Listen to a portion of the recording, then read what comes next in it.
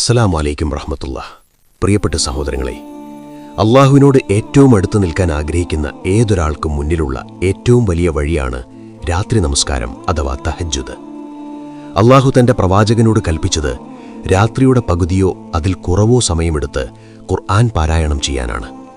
എന്നാൽ ഇവിടെ അള്ളാഹു പ്രാധാന്യം നൽകിയത് എത്ര സമയം പ്രാർത്ഥിച്ചു എന്നതിനല്ല, മറിച്ച് എങ്ങനെ പ്രാർത്ഥിച്ചു എന്നതിനാണ്. 1. തിരക്കില്ലാത്ത ഖുർആൻ പാരായണം. അള്ളാഹു പ്രവാചകനോട് പറഞ്ഞു, ഖുർആൻ സാവധാനം ഈണത്തിൽ പാരായണം ചെയ്യുക. ഖുർആൻ എന്നത് വെറുമൊരു വായനയല്ല, അത് ഭാരമേറിയ അഗാധമായ അർത്ഥങ്ങളുള്ള വചനങ്ങളാണ്. ഒരു പുസ്തകത്തിന്റെ ആദ്യ പേജ് വായിക്കുമ്പോൾ അത് ഹൃദയത്തിൽ പതിയാതെ അടുത്ത പേജിലേക്ക് പോകാൻ നമുക്ക് കഴിയില്ലല്ലോ. അതുപോലെ ഖുർആനിലെ ഓരോ വചനവും അതിൻ്റെ മാധുര്യം നുകർന്നുകൊണ്ട് സാവധാനം ഹൃദയത്തിലേറ്റണം. 2.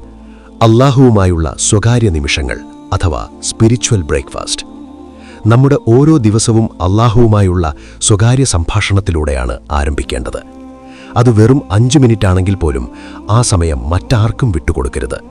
നമ്മുടെ ആത്മീയമായ പ്രഭാത ഭക്ഷണമാണത്. ഈ സമയം മാറ്റിവെക്കാത്ത ഒരാളുടെ ദിവസം ആത്മീയമായി ശൂന്യമായിരിക്കും.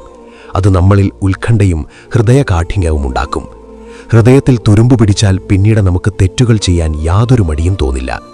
അതുകൊണ്ട് പകൽ വെളിച്ചത്തിനു മുൻപേ അള്ളാഹുവുമായി മാത്രം സംസാരിക്കാൻ ഒരു സമയം കണ്ടെത്തുക. കണ്ണുനീരിന്റെ വില.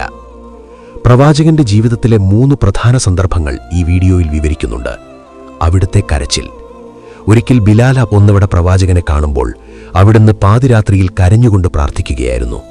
അവിടുത്തെ കണ്ണുനീർ കൊണ്ട് താടി തടം വരെ നനഞ്ഞിരുന്നു. ആകാശഭൂമികളുടെ സൃഷ്ടിയെക്കുറിച്ചുള്ള വചനങ്ങൾ ചിന്തിച്ചുകൊണ്ടാണ് പ്രവാചകൻ ഇത്രയേറെ കരഞ്ഞത്. എത്ര പേജ് പാരായണം ചെയ്തു എന്നതല്ല, എത്രത്തോളം കണ്ണുനീരൊഴുക്കി എന്നതിലാണ് കാര്യം. ഒരു വചനം 8 മണിക്കൂർ. ഒരു രാത്രി മുഴുവൻ ഒരേ ഒരു വചനം മാത്രം ആവർത്തിച്ചു ചൊല്ലി പ്രവാചകൻ പ്രാർത്ഥിച്ചിട്ടുണ്ട്. അല്ലാഹുവേ, നീ അവർക്ക് ശിക്ഷ നൽകുകയാണെങ്കിൽ അവർ നിന്റെ ദാസന്മാരാണ്, നീ അവർക്ക് പുറത്തു കൊടുക്കുകയാണെങ്കിൽ നീ സർവശക്തനാണ് എന്ന വചനമായിരുന്നു അത്. ഹൃദയത്തിൽ എത്രത്തോളം തട്ടിയിട്ടുണ്ടാകണം എന്നാലോചിച്ചു നോക്കൂ. വീർത്തുവന്ന പാദങ്ങൾ. കാലുകൾ വീർത്തു വരുന്നതുവരെ പ്രവാചകൻ നമസ്കരിക്കുമായിരുന്നു. പാപങ്ങൾ പൊറുക്കപ്പെട്ട അവിടുന്ന് എന്തിനാണ് ഇങ്ങനെ പ്രാർത്ഥിക്കുന്നത് എന്ന് ചോദിച്ചപ്പോൾ, ഞാൻ അള്ളാഹുവിന് നന്ദിയുള്ള ഒരു ദാസനാകണ്ടേ എന്നായിരുന്നു മറുപടി. ആരാധനയുടെ എഞ്ചിൻ ഹൃദയം. ഒരു വിമാനം പറക്കാൻ കരുത്തുറ്റ എഞ്ചിൻ വേണം. അതുപോലെ നമ്മുടെ ആരാധനകൾക്ക് ജീവൻ നൽകുന്നത് നമ്മുടെ ഹൃദയമാണ്. ഹൃദയത്തിൽ അള്ളാഹുവോടുള്ള സ്നേഹവും ഭയവും കടപ്പാടുമില്ലെങ്കിൽ നമ്മുടെ നമസ്കാരം വെറും ശാരീരിക ചലനങ്ങൾ മാത്രമായി മാറും. പ്രവാചകന്റെ ആരാധനകൾ മഹത്തരമായത് അവിടുത്തെ ഹൃദയത്തിന്റെ ആഴം കൊണ്ടാണ്. 5. എങ്ങനെ തുടങ്ങണം? ഒറ്റയടിക്ക് വലിയ കാര്യങ്ങൾ ചെയ്യാൻ ശ്രമിക്കരുത്. ആദ്യം നിങ്ങളുടെ നിർബന്ധ നമസ്കാരങ്ങൾ അഥവാ ഫർദ് കൃത്യസമയത്ത് മനസാന്നിധ്യത്തോടെ നിർവഹിക്കാൻ ശീലിക്കുക. 1 മാസം അത് പതിവാക്കിയാൽ പിന്നീട് സുന്നത്ത് നമസ്കാരങ്ങളിലേക്ക് കടക്കുക.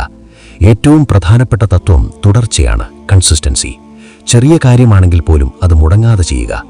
മലകൾ ഉണ്ടാകുന്നത് ചെറിയ കല്ലുകൾ കൂടിച്ചേരുമ്പോഴാണ്. അള്ളാഹുവിന് ഏറ്റവും പ്രിയപ്പെട്ട കർമ്മം ചെറുതാണെങ്കിലും മുടങ്ങാതെ ചെയ്യുന്നവയാണ്.